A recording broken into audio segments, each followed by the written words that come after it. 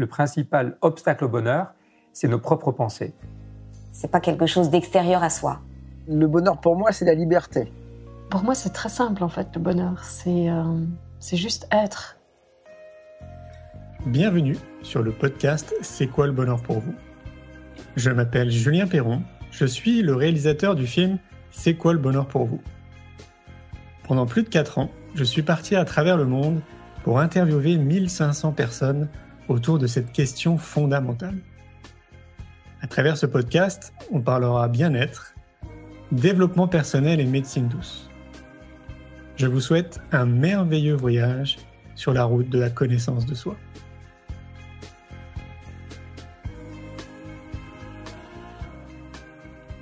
Aujourd'hui, j'ai le plaisir de recevoir Leslie Coutran.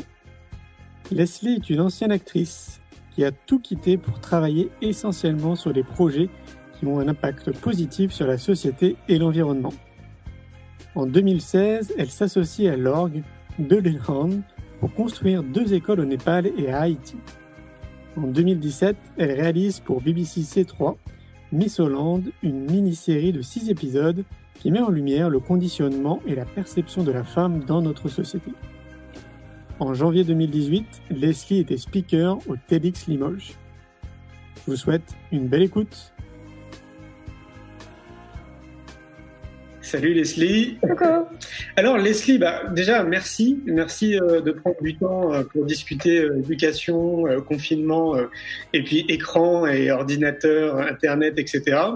Pour la petite aparté, nous on s'est connus parce qu'on se suivait sur les réseaux sociaux. Et puis à un moment donné, je t'ai proposé de venir au festival pour l'école de la vie. Et on a discuté une petite demi-heure dans le parc. Moi, je courais un peu à droite à gauche. Et du coup, on a gardé plutôt une bonne relation. Et ça me fait plaisir, en fait, de te donner la parole ce soir. Donc voilà. Donc, qui es-tu, Leslie ? C'est une grande question. Je vais faire la version simple. Donc, je suis Leslie. Je suis française. J'habite aux États-Unis depuis 10 ans maintenant.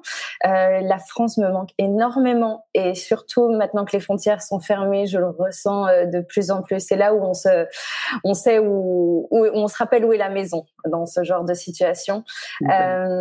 Donc j'étais actrice pendant des années, pendant une dizaine d'années, et puis mes choix, ma vision de la vie a évolué. Je me suis rendu compte que je m'étais laissée influencer dans mes envies, que j'étais pas tout à fait authentique dans mon approche avec ma carrière de comédienne comparée à d'autres acteurs qui étaient vraiment passionnés, formidables et qui vivaient ça autrement. Et je me suis rendu compte que moi, ce que je cherchais, c'était plus le regard, la validation, l'admiration des gens. Et voilà. Et là, j'ai entamé un gros travail, encore du boulot.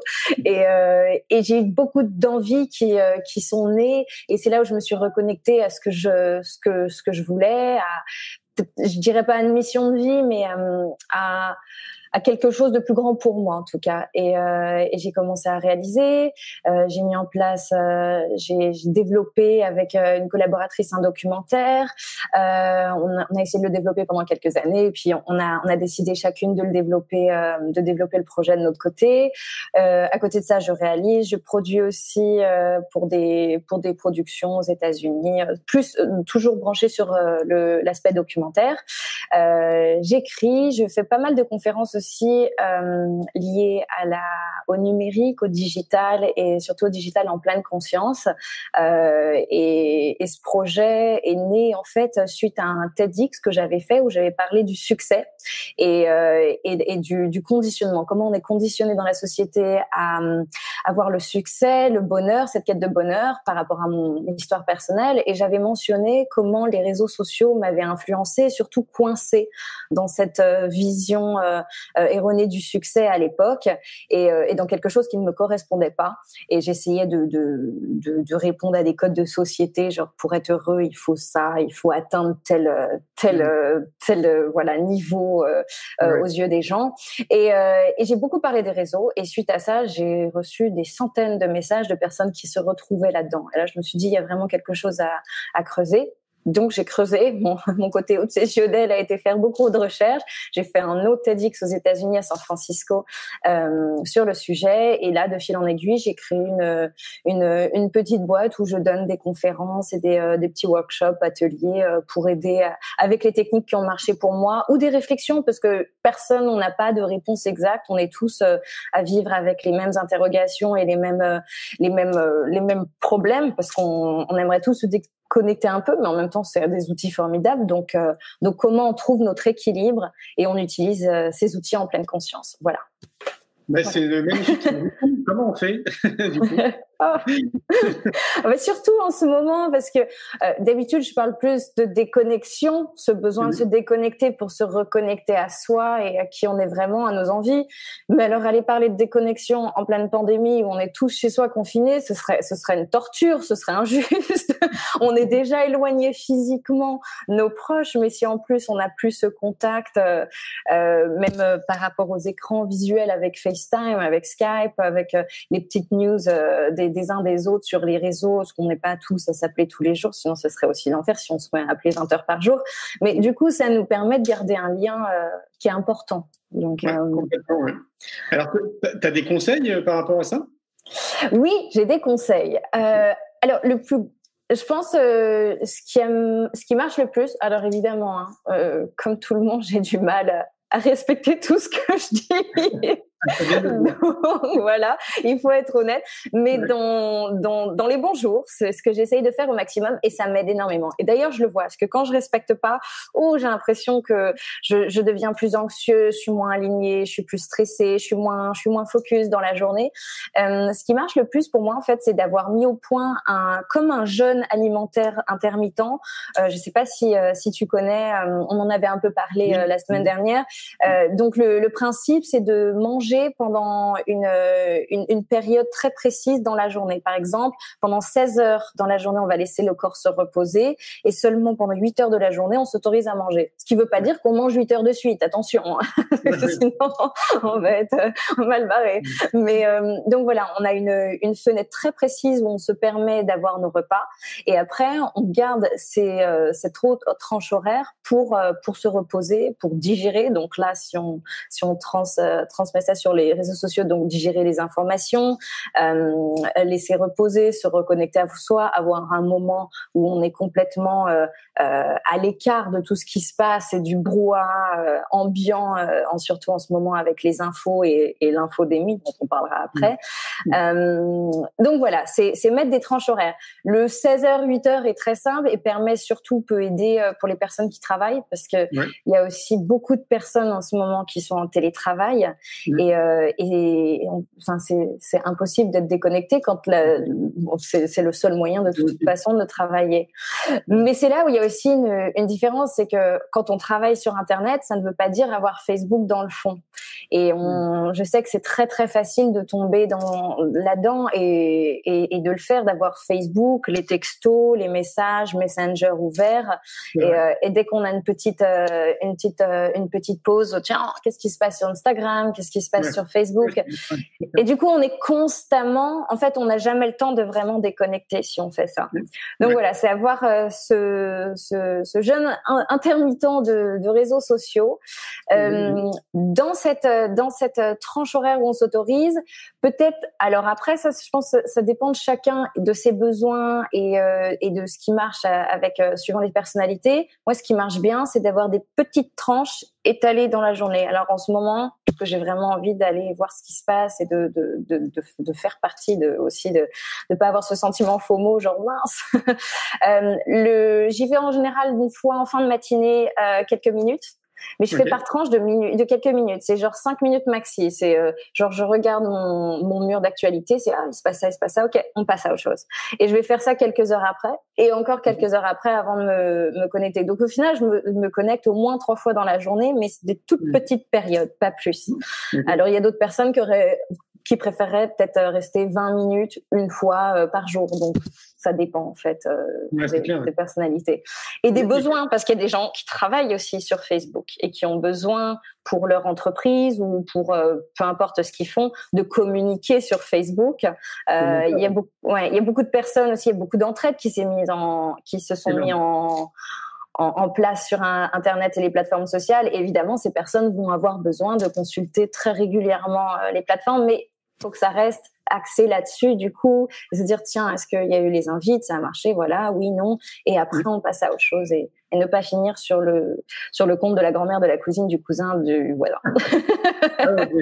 Mais ça, c'est Internet de manière globale, hein. Il suffit que tu commences à lire un article et après, c'est fini, quoi. Tu dérives tu peux passer toute ta journée, en fait. C'est assez impressionnant. Mais souvent, des trucs qui n'ont rien à voir. On commence avec le système immunitaire et moi, je finis avec la vie des tortues au Guatemala. Enfin, qui n'a rien à voir. C'est clair. Ça va trop vite, quoi. Il y a Sophie qui nous pose une question et qui nous dit comment on fait avec un enfant unique? Des conseils pour un enfant unique? Alors moi, j'ai pas d'enfant, donc je pense que ce serait malhonnête de dire j'ai la réponse exacte. Oui. Je pense que les enfants, c'est pareil. Il y a beaucoup d'études qui montrent à quel point les réseaux sociaux et la télé peuvent être anxiogènes. Oui. Après, qui peut se permettre de dire à des parents en confinement, éteignez la télé, ne faites pas regarder la télé, pas d'écran aux enfants. Encore une fois, c'est pas possible. On est dans une situation exceptionnelle. On n'a jamais vu cette situation. On ne peut pas appliquer ce qui se passe dans la vie courante ou ce qu'on conseillerait dans la vie courante dans une situation pareille. Et aussi, je pense que les enfants qui sont pas à l'école en ce moment, j'ai écouté une interview récemment de Brené Brown, je sais pas si tu connais, qui est chercheuse américaine qui fait beaucoup de recherches sur la honte et la vulnérabilité, qui est exceptionnelle. Son TEDx son TED est disponible, il a eu des millions de vues. Et elle a interviewé David Kessler, qui est un spécialiste dans le deuil aux États-Unis. Et en fait, il abordait cette notion du deuil collectif auquel on fait face aujourd'hui, mais pas seulement des personnes, mais surtout de ce qu'on ne peut plus faire. Et c'est vrai que pour les enfants, ça, c'est peut-être anodin, mais le fait de pas aller à l'anniversaire d'eux, de pas aller aux vacances scolaires, de pas avoir cette fin d'école qui était prévue, ces activités, pour et dans leur vie, c'est un vrai deuil, c'est un vrai événement, c'est un vrai trauma. Et du coup, des enfants qui sont déjà perturbés et tristes, qui sont vraiment dans une forme de tristesse par rapport à ces événements auxquels ils pourront pas assister, on peut pas en plus leur enlever les seuls moyens qui leur permettent d'avoir un semblant de vie qu'ils avaient avant. Ouais, c'est clair. Donc, trouver le bon équilibre dans la journée, quoi. Voilà, exactement. Je pense que c'est la même chose. Peut-être le jeûne plus court, avec une tranche horaire plus courte pour eux, et surtout vérifier les contenus, parce qu'il y a tellement de fausses informations, surtout sur les réseaux sociaux. Donc vraiment limiter le temps et les contenus. D'ailleurs, c'est un sujet que tu voulais aborder, ces fausses informations, non? Ouais. L'infodémie. Le nouveau terme à la mode auquel on fait face. Mais j'aime bien ce terme. Je connaissais pas. Oui, il y a plusieurs médias qui ont commencé à aborder ça, et il y a pas mal d'études d'ailleurs qui commencent pas mal de chercheurs qui se mettent sur le coup, parce que c'est vrai qu'en ce moment, il y a deux choses. Il y a ce que ça engendre, puis il y a surtout la cause. Et en ce moment, on voit très bien qu'il y a ce manque de confiance envers les politiciens, envers le gouvernement, envers les autorités. Il y a vraiment plein de questions qui se posent. Il y a aussi le fait qu'on a des biais cognitifs. Alors, je suis pas spécialiste là-dedans, mais je me suis un peu renseignée, et c'est vrai qu'on a tendance, d'après les études et les recherches, on a tendance à souvent croire la première personne qui nous a donné une nouvelle information. Ouais. C'est un truc que notre cerveau fait, même si l'information est fausse. On a beau être très intelligent, on va s'adapter, sûrement on changera d'avis après, mais on a quand même dans notre instinct, on va vouloir croire cette personne en premier. Donc il y a les biais cognitifs à ce niveau-là, il y a le ressenti, l'avis de quelqu'un, la source d'information. C'est vrai que si on n'a pas confiance en une autorité locale, on va peut-être avoir plus facilement confiance en nos amis qui ont posté quelque chose avec qui on a une relation de confiance, même si l'information est fausse. Du coup, on aura tendance à croire ça.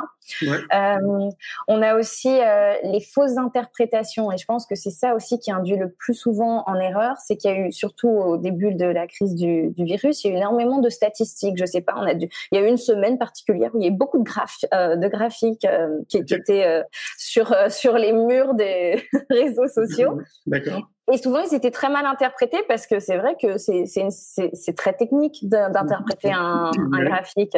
Et c'est facile quand on n'a pas ces connaissances de dire « Ah oui, mais non », et d'arriver à une conclusion en fait qui est complètement fausse. Donc, une malinterprétation peut se transformer très vite en fausse information.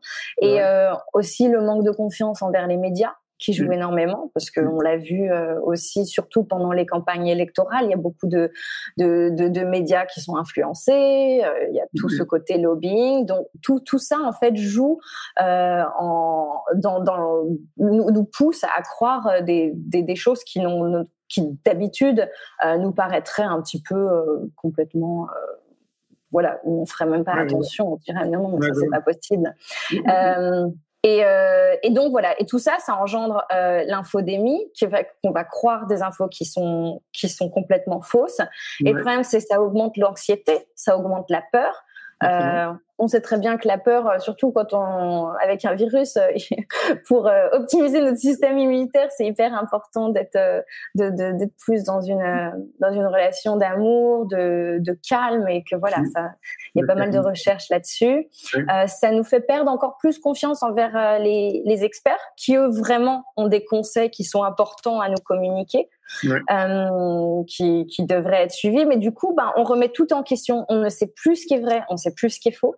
Et il y a aussi la formation de plein de petits groupes qui en fait nous séparent au final, parce qu'il y a ceux qui croient à quelque chose, ceux qui y croient pas. Et alors qu'on est dans une époque où, surtout dans un moment où on devrait tous se connecter et rester ensemble, et là ça devient celui qui avait la bonne info, et puis c'est un petit peu cette guerre d'ego de celui qui l'a dit en premier, l'expert qui l'a dit qui l'avait vu, qui avait vu venir. Donc oui, puis donc, chacun a aussi un peu de sa propre théorie, de ce qu'il a entendu, des conclusions qu'il en a tirées, des informations qu'on lui a envoyées ou des informations que lui a prises. Et c'est vrai que mais moi, tu sais, par exemple, dans le film C'est quoi le bonheur pour vous, il y a un moment donné où 2-3 minutes, je parle justement du champ médiatique et j'exprime que de ce qu'on. D'ailleurs, c'est une avocate qui le dit, que 90% des médias appartiennent en gros à l'État, quoi. Donc ou à des grosses boîtes américaines. Voilà, quand on voit Condé Nast et compagnie. Donc, déjà, quand tu as cette information qui est vérifiable, tu peux quand même facilement supposer que l'information est contrôlée et qu'on nous dise ce qu'ils ont envie de nous dire. Mais en même temps, c'est pas un mal, parce que si toi, demain, tu as une chaîne de télévision, tu vas véhiculer de l'information que tu as envie de véhiculer. Et ça sera juste un prisme, ça sera juste ton regard, et ça sera pas forcément la réalité de tout ce qui se passe à l'échelle globale, quoi. Mais je trouve que c'est important de rappeler quand même ce chiffre.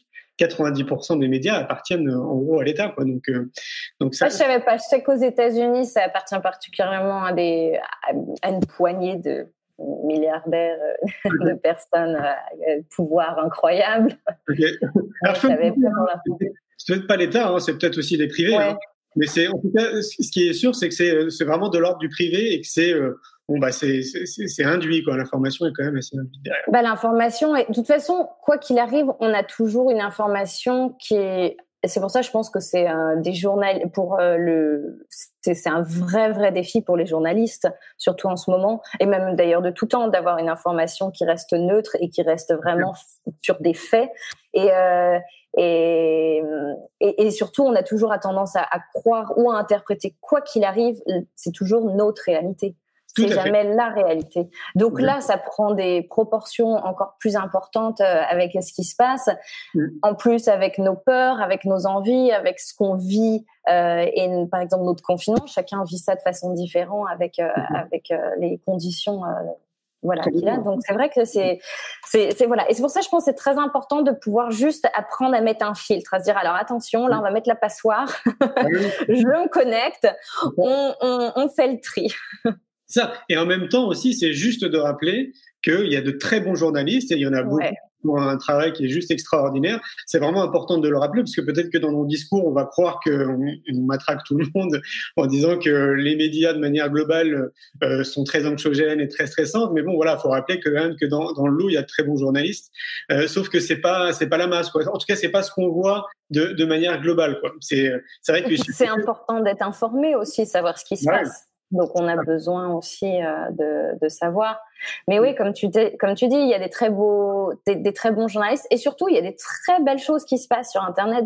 Il y a beaucoup de posts, même de poèmes. J'ai vu des poèmes, de la musique, de l'art, des chaînes d'entraide avec des gens qui, tout d'un coup, au niveau local, ils vont mettre des choses incroyables en place, des collectes de fonds pour aider. J'ai une amie, par exemple, qui vivait à Bali, qui est à Berlin, elle est allemande. Elle était en contact avec les personnes chez qui elle vivait à Bali. Elle s'est rendu compte que le tourisme étant complètement à l'arrêt, ils n'avaient plus du tout de revenus.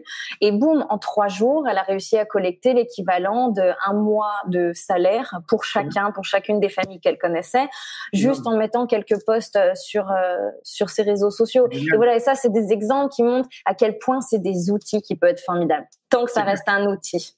Ouais, et c'est un bouillon de créativité d'ailleurs là, en ce moment. Il se passe ce que tu es en train de souligner, mais il y a tellement d'exemples comme ça. Ouais. Moi, je trouve que c'est vraiment le côté positif en fait de ce qu'on est en train de vivre, c'est toute cette créativité et cette facilité d'adaptation, cette capacité d'adaptation qu'on a en fait en tant qu'être humain. Je trouve qui est assez phénoménale, quoi.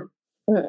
Et puis en plus, ce qui est génial, c'est que vu qu'on est tous confinés, qu'il y a tout ce côté économique qui est quand même très pesant, hein, voilà, l'impact économique sur tout le monde. Il y a énormément d'initiatives qui se sont lancées sur Internet, qui sont aussi d'accès, qui sont gratuites en ce moment. Il y a pas mal de cours de musique, de guitare, de méditation, de yoga, de formation, où il y a beaucoup de personnes, des professionnels, des experts qui sont géniaux, qui proposent en tout cas pour une certaine période d'avoir accès gratuitement ou sur donation, ou qui vont casser leurs tarifs parce que c'est vrai que c'est quand même leur boulot et que eux aussi ils ont leur facture à la fin du mois. Donc évidemment on est tous dans la même situation, mais du coup ça permet d'avoir accès à des choses qu'il y a encore 1 mois et demi, on n'avait pas forcément accès, en tout cas de la même manière. Donc voilà, ça c'est le côté positif. Tout à fait. Puis c'est aussi le super bon moment là pour s'occuper de soi, pour tu vois, faire peut-être un peu plus de sport, pour changer son alimentation, pour surveiller un peu son sommeil, pour méditer, enfin tout ce qui pourrait être bon en fait pour soi, hein, parce qu'on a chacun nos propres outils. Mais je trouve que dans nos vies qui sont effrénées, où on a l'impression que c'est un peu métro boulot dodo, bah là on est un peu tous sur pause, et donc moi je trouve que c'est vraiment le parfait timing, tu vois, pour se poser, et puis pour se poser les bonnes questions, tu sais, les questions un peu philosophiques. Est-ce que je suis bien dans ma tête? Est-ce que je suis bien dans mon corps? Est-ce que je suis heureux? Est-ce que je suis OK avec toutes ces décisions que j'ai pu prendre? Enfin, c'est plein de questions comme ça qu'on n'a pas le temps de se poser en fait dans notre vie de tous les jours, quoi. Et puis ce qui me manque de ma vie d'avant, ce qui au final n'a plus aucune importance, n'a pas forcément d'impact sur moi. Je pense qu'il y a pas mal de choses qu'on faisait, on se rend compte que ça n'a plus vraiment de sens, et au final c'est pas des choses qui nous manquent. Je pense particulièrement dans tout ce qu'on consommait, il va y avoir une vraie prise de conscience en se disant en fait au final on n'avait pas besoin de ça, on n'avait pas besoin de ça, on n'avait pas besoin de faire ça, on n'avait pas besoin d'acheter ça. C'est vraiment savoir ce qui est vraiment important de ramener dans le futur, ou ce qu'on peut vraiment laisser derrière soi.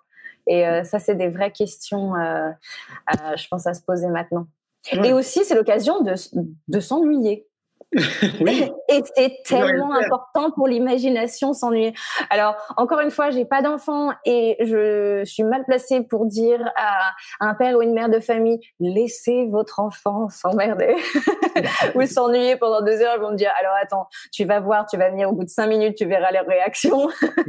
C'est invivable. Mais non, en fait, je pense que même pour les enfants, c'est indispensable l'ennui, parce que c'est dans ces moments d'ennui, on n'a vraiment rien à faire, on est juste dans l'être.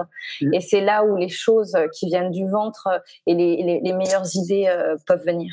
C'est clair, la créativité, ouais.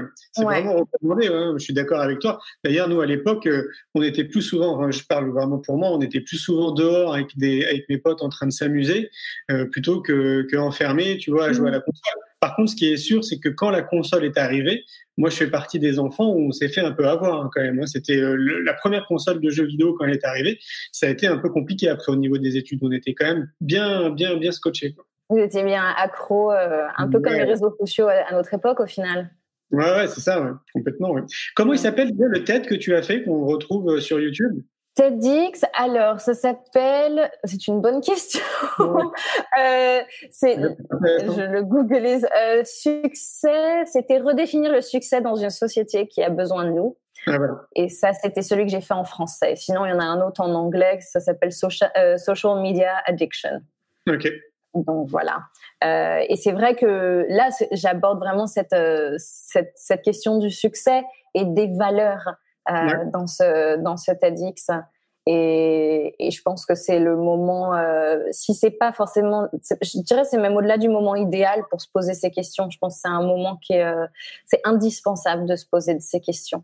C'est clair. Pour permettre un après qui sera constructif et pas revenir dans ce passé qui au final nous a enfermés dans une situation qui est plus vivable. C'est clair. Ouais.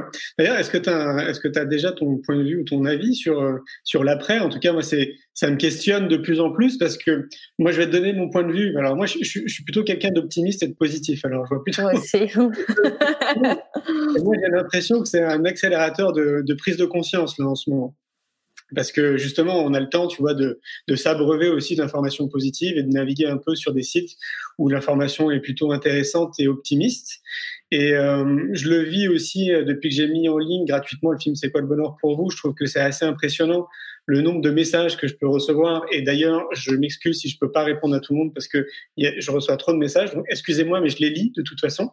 Et donc, je me dis, tu vois, je leur ai sorti il est sorti quand même en 2017. Et donc, depuis, il y a à peu près 1 million de spectateurs, ce qui est quand même très bien. Énorme.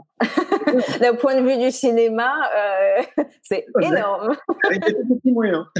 Et donc, imagine, je l'aurais sorti en 2003, mais je pense que ça n'aurait pas eu de succès.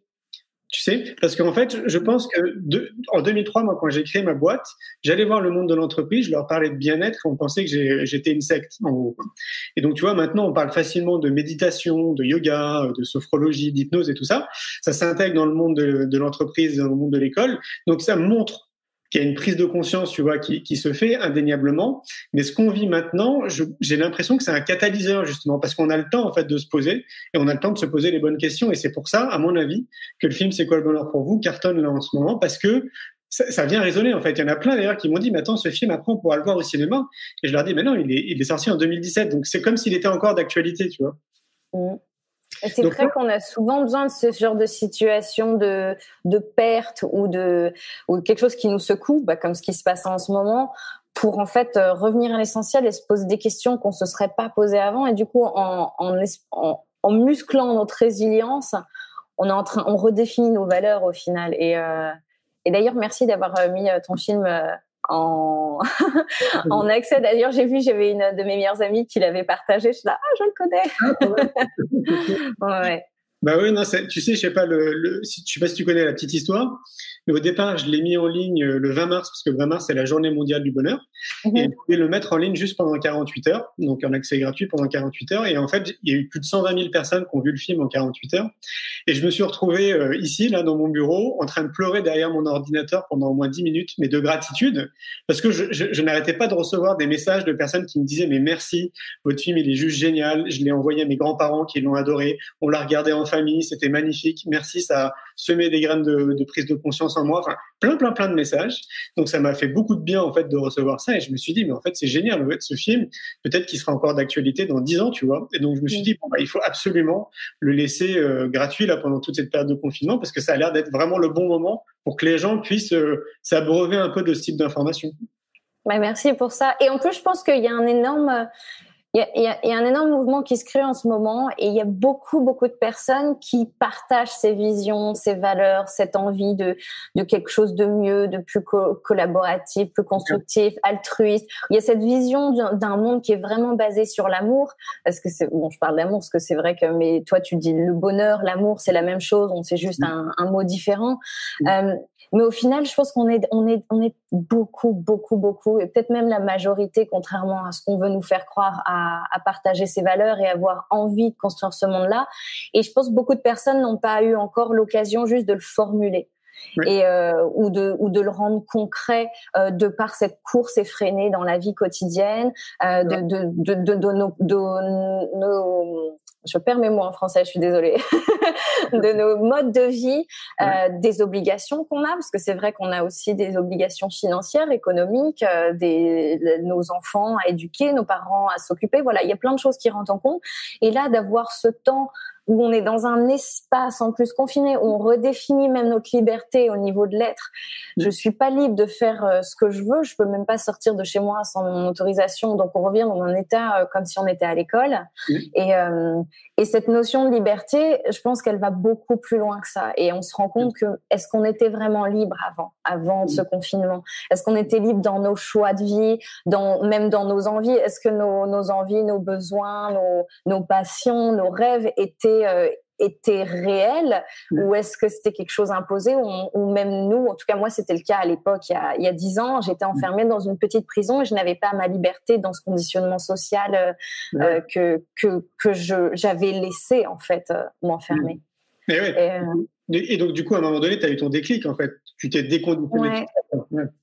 Et en plus, en fait, j'ai grandi avec comme tu disais, tu parlais en 2003, tu as l'impression que ça n'aurait pas eu autant d'impact ton film, parce qu'on t'aurait peut-être pas autant pris en sérieux, alors que maintenant c'est une évidence que c'est un besoin de partager ces messages, et heureusement que ces messages sont partagés. À l'époque, c'est vrai, moi je le vivais très mal, parce que j'ai grandi en lisant le Dalai Lama, je méditais depuis mon adolescence, j'avais cette espèce, je dirais pas que c'était une éducation spirituelle, mais j'ai eu la chance d'avoir des parents qui avaient des valeurs et une vision sans avoir les mots précis, qui en tout cas m'ont fait baigner dedans, ou en tout cas la bienveillance, la compassion, et en tout cas cette curiosité de sagesse ancienne et du bouddhisme, surtout le bouddhisme, était très présent. Et du coup, j'ai eu beaucoup de chance, mais j'osais pas en parler, je le cachais, j'ai l'impression d'être différente. À l'époque, quand je me disais, on disait oh là là, le gourou. C'était pas accepté, alors qu'en fait c'est vrai que maintenant c'est quelque chose qui est rentré dans les mœurs, et heureusement. Et d'ailleurs ça fait partie de l'éducation, comme tu mentionnais. À quand la méditation imposée par le ministère de la Culture? Alors, en fait, à un moment donné, en tout cas, il y a de plus en plus d'enseignants qui intègrent le yoga et la méditation dans leur classe. Donc, moi, je dis très souvent, on a pris une bonne direction. Si on fait une parenthèse éducative, d'ailleurs, il faut rappeler quand même que ça avance vraiment dans la bonne direction. On peut avoir ce sentiment que l'éducation nationale n'avance pas dans cette bonne direction, mais en réalité, oui. C'est juste que c'est un mastodonte. C'est 1 million de salariés, donc ça prend beaucoup de temps en fait, ne serait-ce que pour que ça soit visible que pour les enseignants, par exemple. Mais il y a plein de directives, il y a plein de choses très positives qui se passent à l'intérieur. Donc je pense que si on se reparlait d'ici une vingtaine d'années, tu verrais qu'il y aurait beaucoup de choses qui iront vraiment dans le sens dont on a envie, c'est-à-dire d'accompagner l'enfant dans l'être en fait, dans ce qu'il est réellement. Mais c'est vrai que je te rejoins, moi aussi à l'époque tu pouvais pas parler de tout ça, moi je faisais des câlins aux arbres aussi, et tu vois elle est folle celle-là. Mais non, tout va bien. Et donc du coup, alors c'est quoi ton point de vue, je sais pas si tu en as un, de comment on va vivre en fait l'après confinement? Je sais pas si j'ai un point de vue, j'ai des envies. Je pense que je suis profondément idéaliste et optimiste, et en fait je suis idéaliste, mais d'une manière où j'arrive quand même, c'est parce que je suis idéaliste dans ce qui devrait être que j'arrive à voir, peut-être même un peu trop, ça peut être un peu embêtant pour mon entourage, de voir ce qui est injuste et ce qui ne marche pas maintenant. Donc des fois parfois je pose trop mon attention là-dessus. J'ai envie de croire qu'il va y avoir une vraie révolution des consciences, et une révolution vraiment dans, pas le terme révolution, on se bat, non, c'est quelque chose qui naît, en fait, quelque chose qui tout d'un coup prend vie, qui était là, qui était planté, et que tout d'un coup on va voir qui va être évident. Je pense que beaucoup de personnes, d'ailleurs, dans tous les domaines, œuvrent en ce moment dans l'ombre, et sont en train de mettre des choses en place. Et à un moment donné, il y aura une bascule. Est-ce que je serai là pour la voir? Est-ce que ce sera l'année prochaine? Est-ce que ce sera dans 15 ans? Je sais pas. Mais de toute façon, est-ce vraiment important de savoir si on le verra ou pas? Non, tant qu'on est dans cette démarche et dans cette énergie de créer autre chose et vraiment se baser, oui, sur l'amour, quoi. Sur ce besoin d'être complètement interconnecté et surtout en ce moment on le voit, on n'a jamais notre isolement nous a montré à quel point en fait on était socialement il y avait cette cohésion et socialement liés. Ouais, c'est clair. D'ailleurs, tu parles souvent d'amour là. Tu t'es lancé dans un projet documentaire qui était quand même autour de l'amour. Oui. On m'a posé la question là, je sais pas si tu as vu passer. C'est quoi peut-on avoir les titres des documentaires que Leslie a fait? Le documentaire dont je parlais, c'était celui-ci dont qu'on a développé pendant 2-3 ans et du coup on a chacune décidé de faire une version différente l'année dernière. On a annoncé ça en janvier. Et sinon les autres documentaires que j'ai fait, c'était plus des short docs. Je sais pas si ça existe ce terme en France. C'était aux États-Unis pour des boîtes. C'est plus lié sur la vision futuristique de ce que pourrait être et donc voilà, par exemple j'avais travaillé sur un projet sur je sais pas si c'est sorti, je sais même pas si j'ai le droit d'en parler en fait. Je ne donnerai pas de marque, mais sur les boissons alcoolisées qui sont pas fortement alcoolisées, mais par exemple cette culture de on va boire un coup en terrasse qui est quand même important pour la connexion et comment on pourrait enlever l'alcool dans le futur et avoir des boissons qui font plus de bienfaits sur la santé, enlever ce côté alcoolique, le buzz, genre tout va bien, c'est l'apéro, mais pour garder cette culture de on va boire un coup. Donc c'était plus un short doc étude là-dessus, j'avais fait l'année dernière. C'est super intéressant. Moi je suis pour, je sais pas toi, mais moi moi aussi. Tous au kombucha. Voilà. C'est très bien. Voilà. Et qu'est-ce que tu en as tiré de ces années où tu t'es concentré autour de ce film, autour de l'amour? Est-ce que il y a des choses qui t'ont marqué plus qu'autre chose? Ouais. Je crois que je voyais avant l'amour comme quelque chose qu'il fallait atteindre. Et en fait, je pense que l'amour, c'est l'abandon total. Okay. Et il y a un terme qui est pas tout à fait exact en français quand on le traduit, c'est surrender en anglais, c'est une notion de laisser aller, de lâcher prise, mais dans cette forme d'abandon. Et je pense que quand il y a plus rien et qu'on devient une feuille blanche et qu'on est reconnecté au plus profond de soi, en tout cas en tant qu'humain ou en tant que tout, d'ailleurs même c'est l'essence en fait, cette notion d'essence, tout ce qui reste c'est l'amour. Et pour moi, en fait, c'est ça qui a changé ma définition. Et je pense que l'amour, c'est quand on arrive dans une espèce de vide absolu et que c'est l'essence de la vie. C'est beau. C'est comme un détachement. Détachement de tout et vraiment et peut-être c'est un mélange des notions en bouddhisme. Il y a ces notions d'impermanence, d'équanimité. Et je pense que c'est vraiment ça. S'attacher à rien que juste être dans l'être et le non-jugement. En fait, ce qui est. Et au final, d'ailleurs, comme le virus, oui, il fait des ravages. Il y a de la souffrance. Il y a des gens on va perdre des proches. Et ça, c'est une réalité que je veux pas mettre de côté parce que c'est une vraie souffrance quand on le vit quand c'est un proche ou soi-même. D'accord. Mais au-delà de ça, c'est aussi la nature. Et la nature, on devrait pas juger, en fait, l'évolution de la nature. Et ce qui nous arrive, en tout cas moi pour mes expériences personnelles, il y a des choses qui me font fait énormément souffrir, des traumas dans mon enfance ou même récemment des périodes très très très très difficiles où je me suis retrouvée à tout perdre, même il y a quelques mois. Et en fait, d'ailleurs, je suis partie en Inde après quelques événements dans ma vie. Je suis partie 5 semaines en Inde et j'ai eu la chance d'assister aux enseignements du Dalai Lama. Il nous a enseigné les sutras du cœur. C'était exceptionnel. Et après, je suis partie faire du Vipassana pendant 10 jours dans la jungle. Donc, Vipassana, c'est une forme de méditation d'origine bouddhiste où on est coupé du monde pendant 10 jours. Donc, confinement 6.0, là, pour le coup, mais par choix. Donc, c'est pas comparable. Quelqu'un dit, t'as fait du Vipassana, c'est pas dur. Non, ça n'a rien à voir. C'est une torture par choix. Donc voilà. Mais au final, c'est très très dur. Mais ça m'a appris à accepter ce qui est. Donc tout ce que mon esprit a en tout cas décidé que était une souffrance n'est pas forcément une souffrance. Oui, là, j'accueille l'émotion, mais je l'accueille, elle ne m'appartient pas. C'est moi qui vais m'attacher à une certaine manière de voir l'événement, mais en fait, est-ce que c'est vraiment ça? Et c'est vrai que, voilà. Et du coup, en fait, c'est ne pas s'attacher à tout ce qui se passe, mais autant en bien qu'en négatif qu'en positif. Et après, on pourrait se poser la question, oui, mais alors du coup, t'as plus de joie quand les choses positives arrivent. Mais si, on le vit, on l'accepte, mais on ne s'y attache pas. C'est pas genre, oh, ça c'était magnifique, je vais tout faire toute la journée pour que ça se reproduise. Ben non, c'est un événement du matin.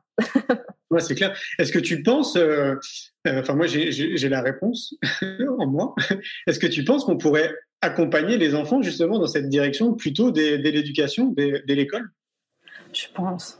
Mais encore une fois, il y a certaines formes de méditation qui sont extraordinaires là-dessus. Et le Vipassana, en tout cas, je trouve est très, très, très, très fort parce que on expérimente, c'est dans le corps, en scannant le corps via la technique du Vipassana, on expérimente ces notions, en fait, philosophiques. Et quand on est là à transcender la douleur, par exemple, dans le dos ou quelque chose, et qu'on apprend à ne plus s'attacher à ça, il y a quelque chose qui ressort en fait dans la vie où tout d'un coup quand une émotion arrive on se dit ok on laisse venir et si t'es triste t'es triste et t'as le droit d'être triste et si ça va mieux ça va mieux et si tout d'un coup tu te rends compte que t'avais aucune raison d'être triste c'est bien aussi et si tout d'un coup tu te rends compte que t'avais 2 fois plus raison d'être triste accepte-le. C'est clair. Moi, je pense qu'on pourrait nous accompagner, tu vois, on pourrait accompagner les enfants justement à comprendre leurs émotions dans cette direction-là. Si tu devais donner une définition, tu sais, moi j'ai envie de créer une école que j'ai appelée l'école de la vie. Si toi, tu devais donner une définition à l'école de la vie, en gros, le système pour toi idéal, en fait, ça serait quoi? Mais en fait, je pense que c'est dans ton titre, c'est apprendre à vivre. Parce qu'au final, toutes les connaissances qu'on apprend à l'école, les maths, le français, surtout maintenant à l'ère d'Internet, n'importe qui peut apprendre le théorème de Pythagore avec son ordinateur et une connexion Internet. Et je pense que c'est pour ça que souvent, je pense s'en rendre compte, surtout tout le monde, les professeurs, les maîtresses d'école, maîtres d'école, tout le monde. C'est un métier qui est extrêmement complexe et qui devrait être beaucoup plus valorisé. Ces personnes apprennent à nos enfants, nos petits-enfants, aux citoyens, au final c'est nous-mêmes, on est tous interconnectés, au futur de l'humanité, à vivre et à être des êtres humains. C'est énorme. Et je pense que cette notion d'apprendre à être avant d'apprendre à faire, c'est quand même la base. Ouais, c'est clair. Et ce qui est chouette à mon sens, c'est qu'on a tous les outils en fait, tu vois. C'est pas comme si on devait créer quelque chose. Il y a tout existe en fait autour de nous.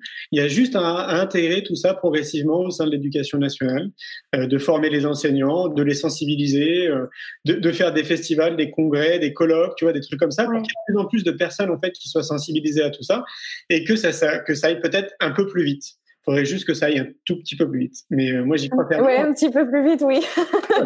En fait, moi, le titre de mon deuxième film, c'est « Une génération pour tout changer » parce que je pense qu'il faut une génération, en gros, pour tout changer. Et une génération, je pense que effectivement, une bascule, elle peut se faire tellement vite.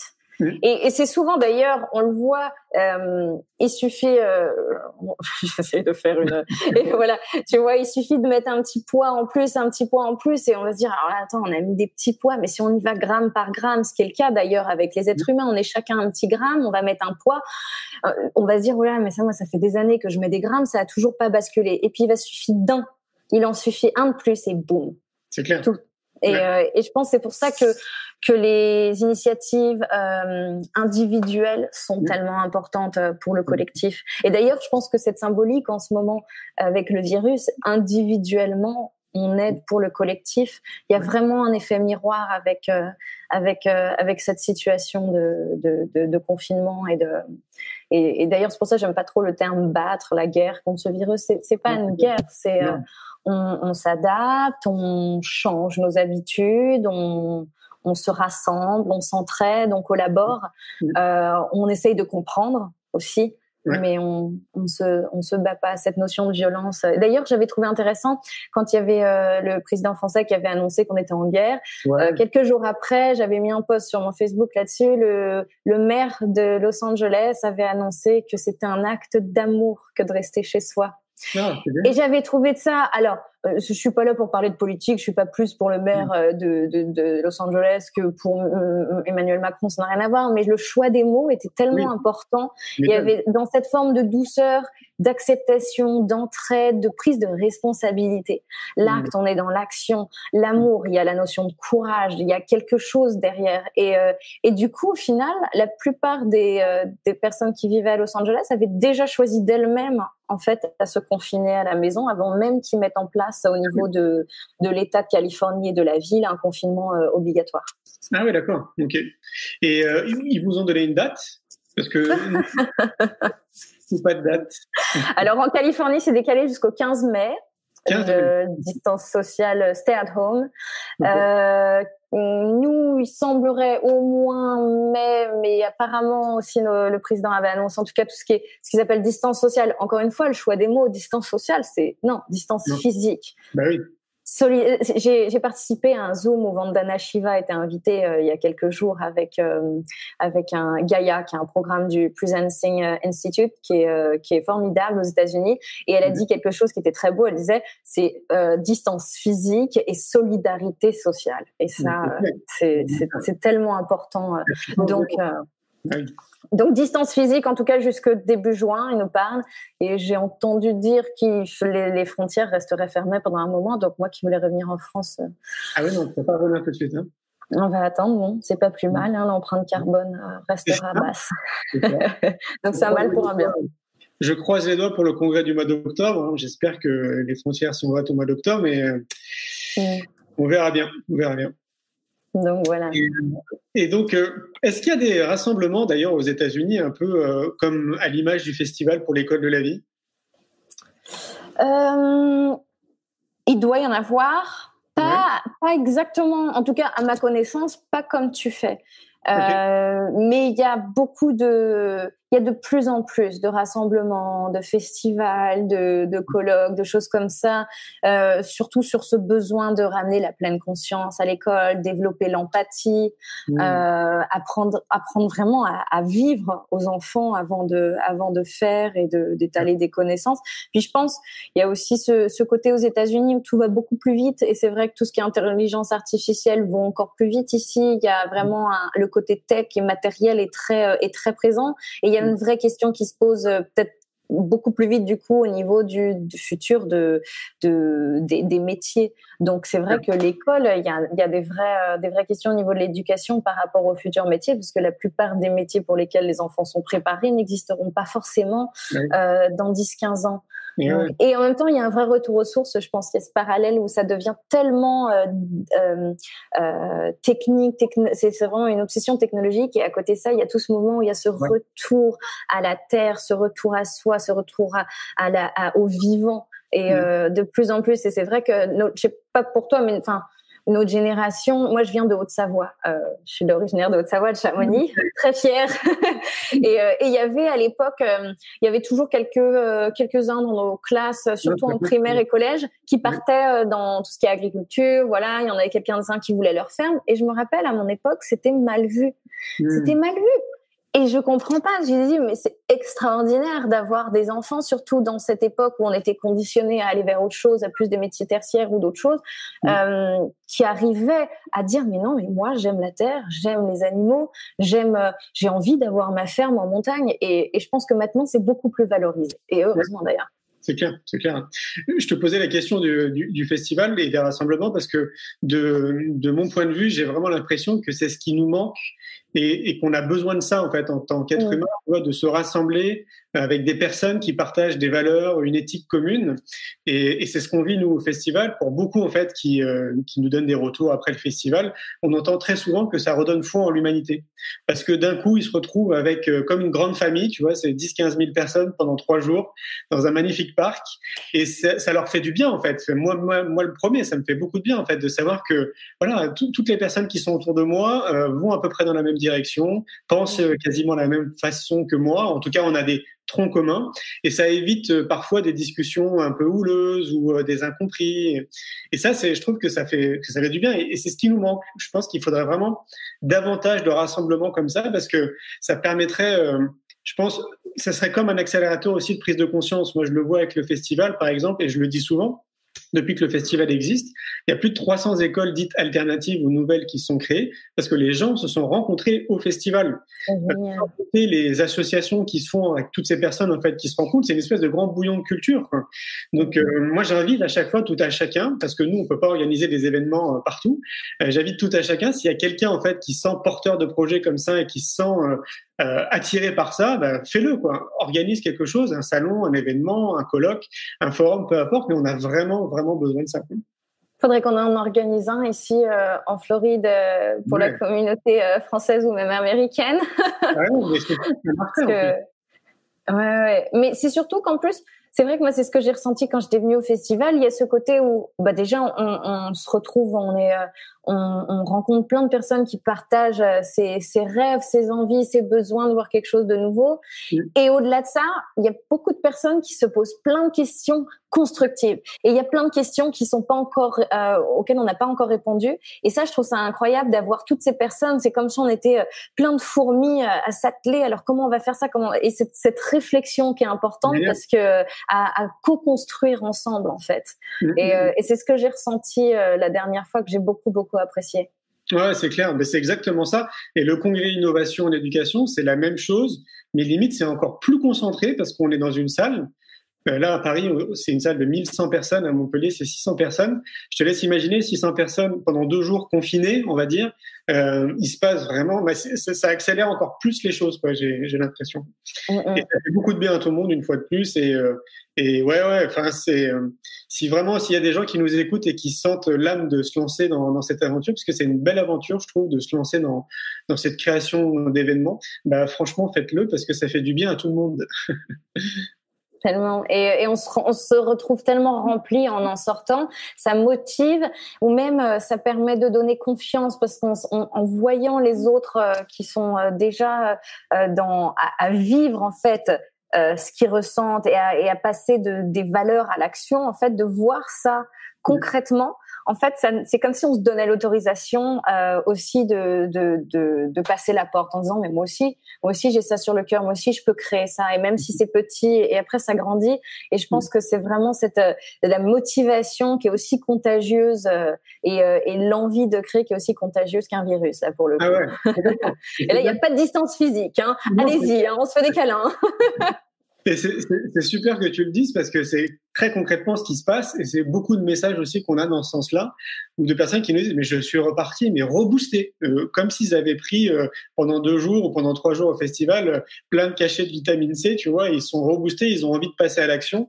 Il y en a beaucoup d'ailleurs d'enseignants, parce que ce soit le festival ou le congrès, c'est quand même beaucoup d'enseignants aussi qui viennent, c'est à peu près 50%. Et il y en a vraiment un grand nombre qui nous disent moi j'ai mis en pratique dès le lundi matin ce que j'ai appris lors d'une conférence ou lors d'un atelier. Et ouais, c'est magique, quoi. C'est un accélérateur. Ouais. Et puis Alors, ça permet de mettre en place la coopération. Oui. À tous les niveaux, parce que même pour faire le festival, tu es obligé d'aller voir des personnes, des partenariats avec des personnes qui ont les mêmes valeurs que toi, donc tu fais des rencontres, et puis ça va entraider un petit peu tout le monde aussi. Exactement. Tu es obligé de t'entourer de personnes qui sont complémentaires avec tes talents, qui ont leurs propres talents. C'est un vrai travail de coopération. D'ailleurs, pour ceux qui ne le savent pas, pour nous, le festival, on est 6 à s'occuper du festival, et c'est 1 an à temps complet. Pour 6 personnes. Ouais. Ça m'étonne pas. Et on est vraiment porté par par l'idée de mettre un éclairage, tu vois, sur tout ce qui existe dans ce milieu éducatif, qui est une vaste bulle. Et c'est vraiment ce qui nous porte, quoi. Je crois que ça va au-delà de l'aspect chronophage et énergivore. On est porté peut-être par l'amour d'ailleurs, tu vois. Je pense que ça doit pas être très loin de ça. Et c'est chouette, ouais. On est très content à chaque fois de se retrouver sur place et de voir toutes ces personnes avec les yeux qui brillent. Mais c'est définitivement l'amour, parce que quand je t'ai croisé, t'aurais eu 6 bras pleins de paquets, ça aurait été la même chose, complètement occupé, aller dans tous les sens, à vouloir t'assurer que tout soit bien fait, mais tu avais les yeux qui brillaient et cette envie de donner. C'était vraiment genre, on donne, on est là pour, et cette joie. Et il y avait vraiment, et c'est là où encore, donc, quand tu me disais la définition de l'amour, c'est le surrender, cette espèce d'abandon lâcher prise dans la joie aussi. Et c'est vrai que les deux sont importants et définitivement l'amour quand j'y étais. Ça va bientôt faire 1 heure. Est-ce que tu aurais un petit message de fin pour tout le monde? Parce qu'on pourrait discuter pour des heures et des heures. Oui, il y avait une autre petite astuce que je voulais donner par rapport aux réseaux sociaux, aux médias, aux infos et aux emails. En fait, je voulais nous comparer. On est comme des enfants. Tu sais, quand on met un enfant au lit, vu on reste dans l'éducation, quand on met un enfant au lit, souvent on a une routine. On va baisser la lumière, on va baisser la musique, on va pas aller mettre du métal à un gosse de 8 ans avant qu'il se coucher ou réveiller son enfant de 2 ans avec alors le nombre de morts actuels et les dernières guerres. Non, ou genre on va pas dire à son gosse de 6 ans qui va à l'école à la première heure de la journée. Alors attention, ta liste de devoirs, tes notes de l'année, les statistiques. On ferait jamais ça.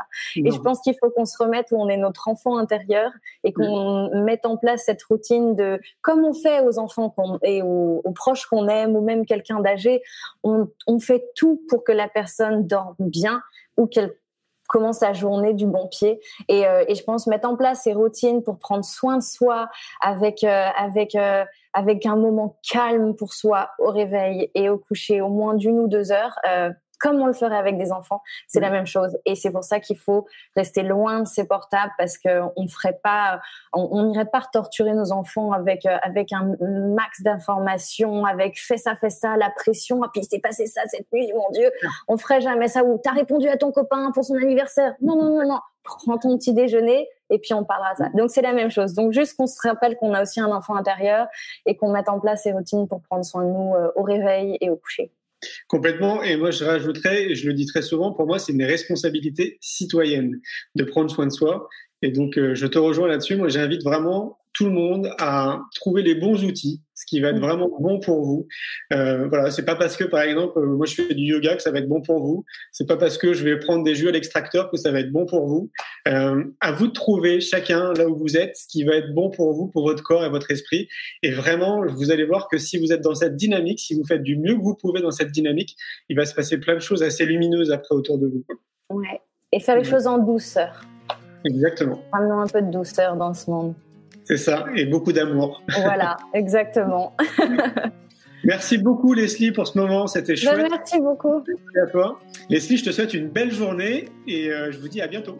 Bye bye. À très bientôt, merci beaucoup. Un grand merci pour votre écoute, j'espère que vous avez passé un bon moment avec nous. Je vous invite à prolonger l'expérience en regardant mon film « C'est quoi le bonheur pour vous ?» Vous le trouverez assez facilement sur YouTube. Si vous souhaitez ancrer davantage les choses, nous avons créé le jeu de cartes « C'est quoi le bonheur pour vous ?» qui vous permettra de mieux vous connaître et de mieux connaître les gens avec lesquels vous allez jouer de manière ludique et bienveillante. Vous me retrouverez assez facilement sur les réseaux sociaux si vous souhaitez qu'on échange en direct. Et merci de nous laisser des messages ou des avis, des commentaires. Ça fait vraiment plaisir et je prendrai une grande joie à vous répondre. En attendant, je vous souhaite une très belle route et je vous retrouve maintenant la semaine prochaine pour un nouvel épisode du podcast « C'est quoi le bonheur pour vous ?»